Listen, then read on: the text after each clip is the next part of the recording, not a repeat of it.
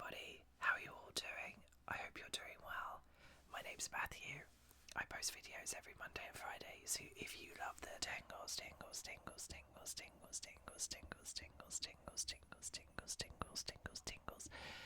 hit that subscribe button because you are in the right place. Now, today's video we are going to be looking at the case of Bryce Laspisa. He was the only child born on the 30th of April 1994 to Karen and Michael Laspisa in Springfield, Illinois. He demonstrated artistic talent early on, as well as an easy, charming manner, which made it easy for him to win friends. In 2012, Bryce graduated from Naperville Central High School outside of Chicago. His parents, newly retired, decided to move the family to California, settling in Laguna Niguel, I think. I apologise if that's wrong. Orange County. Soon after arriving, Bryce moved north to Roseville, just 90 miles past Sacramento. He was about to begin his freshman year studying graphic and industrial design at Sierra College. His first year went smoothly. He got good grades, formed a close friendship with his roommate Sean Dixon, and began dating fellow student Kim Sly. During summer break, he told his parents, girlfriend and friends that he was eager to get back to school, and all seemed well and his future was bright.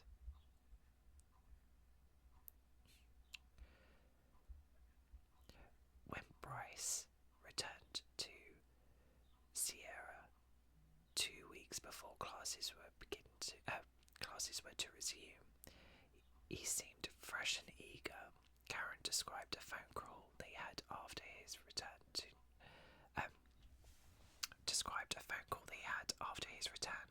as a normal conversation. He attended classes and reunited with his friends. Soon, however, Bryce's life seemed slowly to unravel. Sean and Kim noticed subtle changes in his behaviour. He was becoming more withdrawn, erratic, depressed. Kim recalled that Bryce admitted to taking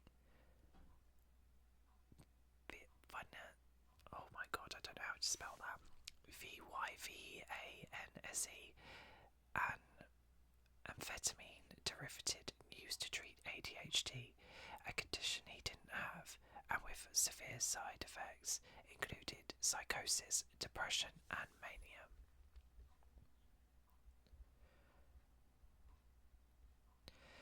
Sean Dixon reported that Bryce began drinking hard liquor every day, as much as 2/5 in a single weekend, and confirmed Sly's claim that his roommate had been taking that drug I can't pronounce. Bryce confessed to Kim that he'd taken the drug to stay up playing video games. Okay, not an important enough reason to take stuff that's meant for ADHD. Anyway, and although she was alarmed, he seemed dismissive. Something seemed to have gone terribly wrong for him, but no one was quite sure what happened.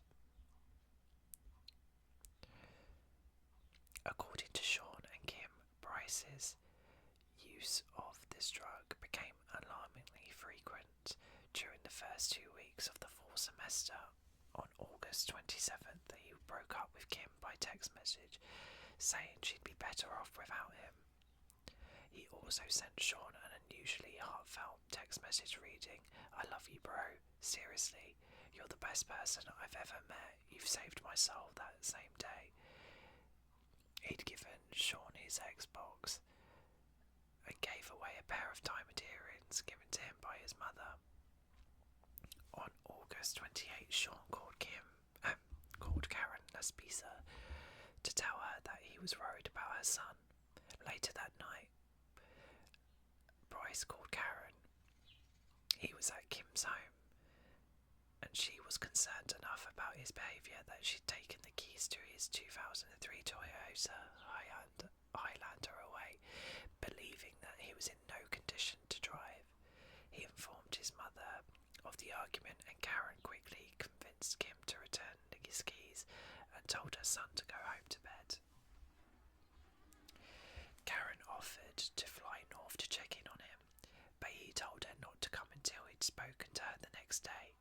"I have a lot to talk to you about," he said. He left Kim's apartment at 11:30 p.m. At 1 a.m. on August 29th, Bryce Laspisa called his mother once more, although she assumed he was calling from his apartment. Phone records later showed that he'd called from a location about an hour's drive south of Rockling. Then at 11 a.m, she and her husband were notified that Laspisa had used their insurance roadside assistance service. A man named Christian, owner of Castro Tire and Gas in town of Buttonwillow, reported he delivered 3 gallons of gasoline to their son after he ran out of fuel around 9 a.m. Christian offered to return to the spot where he'd seen Laspisa. There he discovered Laspisa hadn't moved in hours. Christian approached to tell him that his parents were worried and called them to let them know their son's location. Laspisa agreed to make the 3-hour drive home, and Christian watched as he drove off around 3 p.m. Hours passed, and still the Laspisas hadn't heard from Bryce, so they reluctantly filed a missing persons report with the Orange County Sheriff's Department. By tracking his cell phone, 2 officers were able to locate him just a few miles from where Christian had seen him. The officers reported that he seemed lucid and friendly and showed no signs of intoxication, nor were any drugs or alcohol found in his vehicle. The police told Bryce and his parents that his parents were worried, and when he seemed hesitant to call them, finally dialed for him. Karen told him to come home and called Christian to check on him. By this point, Michael and Karen were relieved when Christian called to confirm their son had gotten back onto the 1-5 and headed south. At 2 a.m.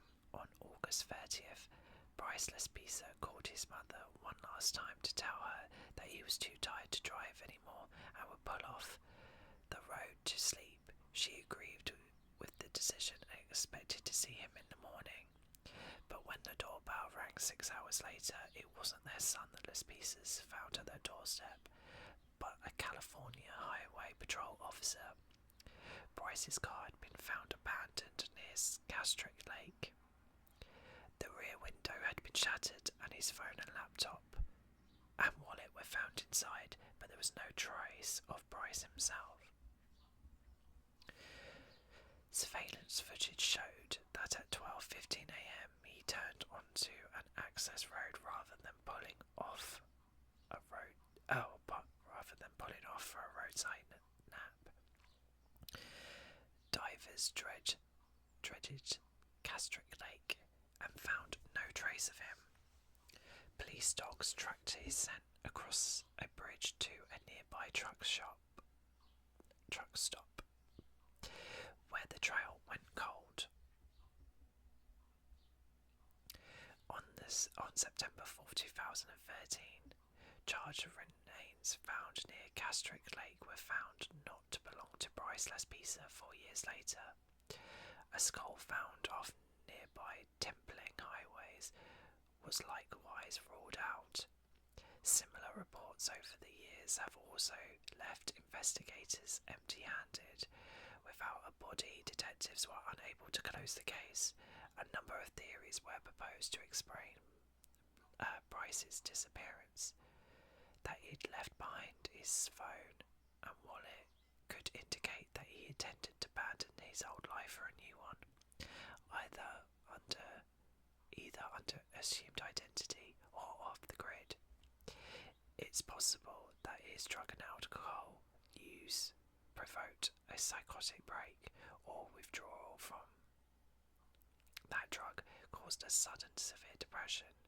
It's also possible that he did die on or around the night of the August 30th and his remains have yet to be found.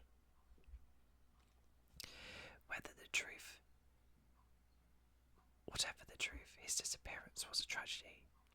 For those close to him, I'll never give up hope, but it's really difficult, his mother told reporters. It's gut-wrenching. Every day not knowing, it's a living nightmare. In the years since his disappearance, no further clues have emerged. His parents still issue missing persons posters and remain hopeful that someday they will learn the truth. This is such a bizarre story. I feel so sorry for everyone, and poor Bryce was clearly going through some sort of depression, but it's just a bizarre one, isn't it? Like, what actually happened to him? Was he killed? Did he die? Or is he out there? But the trail's cold, and it's, you know, I do hope that something triggers something, or someone remembers something, and it's then starts that spiral effect to help find that guy, because he's similar to my age. I'm a couple of years older than him, but he's, yeah, what is he going to be? He's going to be about 30, isn't he? Bless. He seemed to have his whole life ahead of him. He had great friends, a great girlfriend, and then, but could it all be to do with that ADHD drug? I don't know. I mean, it does make sense when you put two and two together, because there seemed to be no other reason. Like, he was in a happy relationship. It was not as if he was dumped or anything to kind of send him into that spiral. So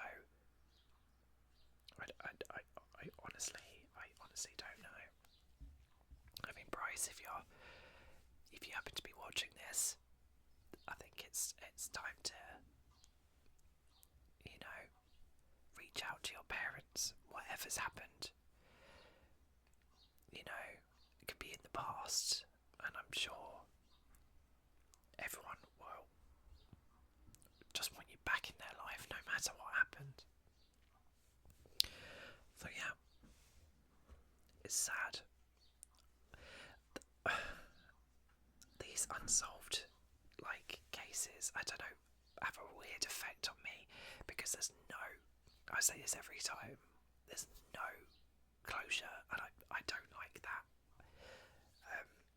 And if I don't like it, imagine the parents and the families of these victims that have to go through this on a day-to-day basis, like a million times percent worse, just searching for answers. And I hope they do get answers. It's good to have closure, and they deserve that. Oh my god. Right, I'm going to quickly wrap up this video before that strimmer starts going off again. This is why I should always record later at night and not in the afternoon. Anyway, I hope you found this video to be really relaxing. Please leave any video suggestions, true crime or other ASMR triggers that you would like me to do for you in the comments below, and I shall see